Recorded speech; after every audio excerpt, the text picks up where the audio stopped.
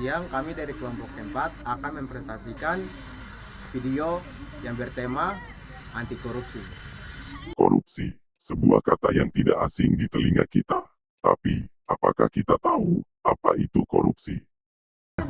Membunuh, memiskinkan, kotor, Rakus.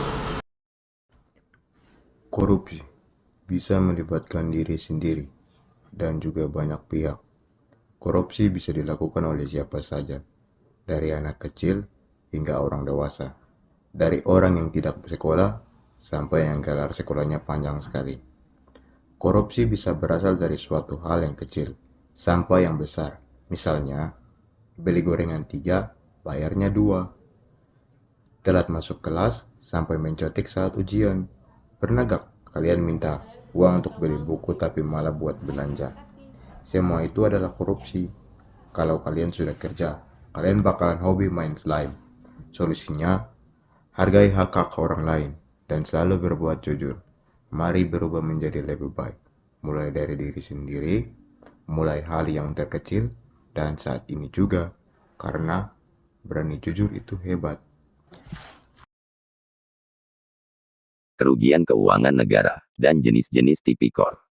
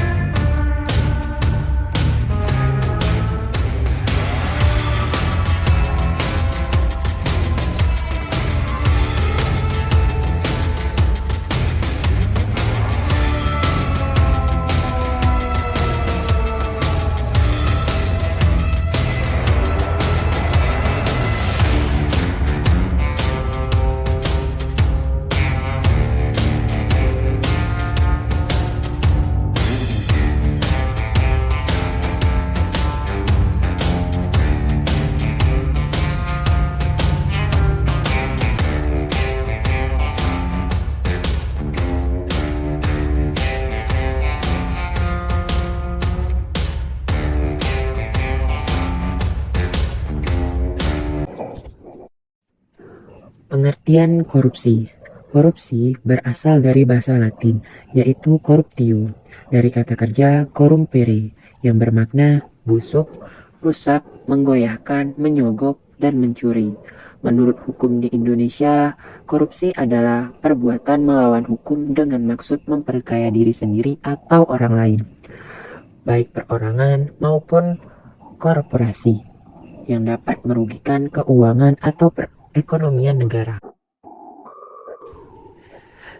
Jenis-jenis korupsi. Yang pertama adalah suap menyuap, yang kedua adalah penggelapan dalam jabatan, yang ketiga adalah pemerasan, yang keempat adalah gratifikasi.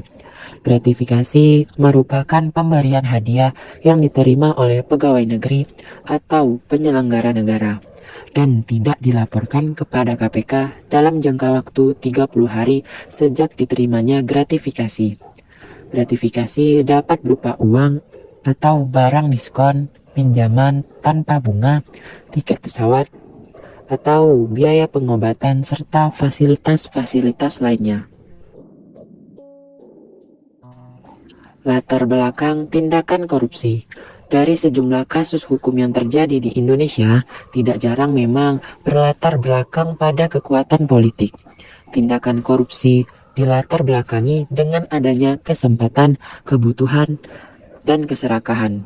Terkadang, kurangnya pengetahuan tentang faktor penyebab korupsi membuat masyarakat tidak mengetahui bahwa perbuatannya termasuk tindakan korupsi.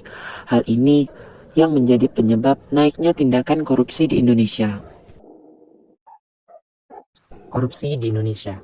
Saat ini, korupsi di Indonesia berada pada posisi yang sangat serius dan mengakar dalam setiap aspek kehidupan. Perkembangan korupsi dari tahun ke tahun semakin meningkat, baik dari segi jumlah atau skala kerugian keuangan nasional maupun dari segi kualitas yang semakin lama semakin sistematis, terdiferensiasi, dan inklusif dari segala aspek kehidupan masyarakat. Peningkatan korupsi yang tidak dikendalikan akan merugikan negara dan bangsa secara keseluruhan. Pertambahan kasus korupsi di Indonesia tidak lagi mengenal siapa, apa, dan bagaimana. Artinya, korupsi di Indonesia sudah masuk pada wilayah non-pejabat nasional. Bahkan kepala desa pun sudah banyak terlibat di dalamnya. Anak-anak boleh memperlihatkan aksi-aksi kecil yang mencerminkan korupsi, seperti mengambil uang ibu tanpa izin. Oleh karena itu, pencegahan aksi korupsi harus dilakukan sejak dini agar kebiasaan buruk tersebut tidak terbawa hingga dewasa nanti. Menurut Dr. Uch Madril, korupsi bukan hanya kejahatan terstruktur, namun juga penyakit akut sebuah negara yang apabila dibiarkan akan terus menjalar dan merusak bangsa dari dalam. Dalam kurun waktu 2003 hingga 2018, Indonesia melakukan pemberantasan korupsi dan trennya naik. Dalam satu indeks saja bisa memperlihatkan bagaimana tren pemberantasan korupsi di Indonesia. Namun hal tersebut tidak cukup jika dilihat dari angka kenaikannya. Dalam kurun waktu 2003 hingga 2018, kenaikannya sangat tipis, yaitu 1,9% saja. Kenaikan tren pemberantasan korupsi di Indonesia memang naik, tapi sangat lambat, bahkan bisa dikatakan merangkak. Maka dari itu, tidak heran jika ada yang mengatakan bahwa pemberantasan korupsi di Indonesia begitu-begitu saja. Dari tren inilah kita bisa lihat bahwa pemberantasan korupsi itu harus semakin keras, karena perilaku korupsi pun semakin keras dan marak di kalangan masyarakat Indonesia. Pemberantasan tindak pidana korupsi bertujuan untuk mencegah dan memberantas tindak pidana korupsi melalui koordinasi, pengawasan, penyidikan, penegakan hukum, dan peninjauan kembali dengan peran serta masyarakat berdasarkan peraturan perundang-undangan yang berlaku. Oleh karena itu, perlu ditekankan 3 hal: pencegahan, pemberantasan, dan partisipasi masyarakat dalam hal penanggulangan terhadap pelaku korupsi. Namun, upaya pemberantasan korupsi selama ini belum berjalan sesuai harapan. Jelas karena terkait dengan upaya preventifnya yang gagal memenuhi harapan masyarakat. Adapun faktor-faktor yang menghambat upaya pemberantasan korupsi yang kita temui, antara lain kurangnya fasilitas dan keterampilan bagi aparat penegak hukum. Tindak pidana korupsi yang terjadi ditemukan dalam jangka waktu yang lama, dan para pelakunya mengalihkan serta menggunakan hasil dari tindak pidana korupsi. Artinya, upaya pemulihan keuangan negara relatif kecil dalam prosedur penegakan hukum. Salah satu kelemahan pemberantasan korupsi dari segi hukum, yaitu mengganggu aparat penegak hukum dan masalah bukti. Hal ini disebabkan pemikiran hukum barat diterima begitu saja tanpa diproses, sesuai dengan budaya dan hukum timur. Dalam penegakan hukum yang selalu harus diperhatikan adalah 1. Unsur kepastian hukum atau Rechtssicherheit yang menghendaki pelaksanaan hukum apa adanya tidak boleh menyimpang. 2. Asas kebermanfaatan atau Rechtmäßigkeit. Penegakan hukum harus mampu memberikan kebermanfaatan atau kegunaan bagi masyarakat. Maka daripada itu, para penegak hukum harus peka akan apa yang dialami oleh masyarakat. 3. Keadilan atau Gerechtigkeit, yaitu penegakan hukum secara proporsional dan seimbang, yang tujuannya adalah untuk memperoleh kedamaian dan kesejahteraan hidup bersama dalam masyarakat. Justru penegakan hukum tidak boleh menciptakan kegaduhan baru atau pelanggaran terhadap hukum itu sendiri, karena pertimbangan politik misalnya.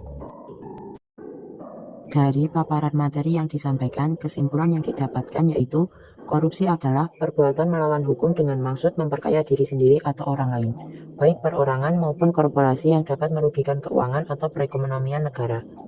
Pemberantasan tindak pidana korupsi adalah bertujuan untuk mencegah dan memberantas tindak pidana korupsi melalui koordinasi, pengawasan, penyidikan, penegakan hukum, dan peninjauan kembali dengan peran serta masyarakat berdasarkan peraturan perundang-undangan yang berlaku merupakan serangkaian upaya.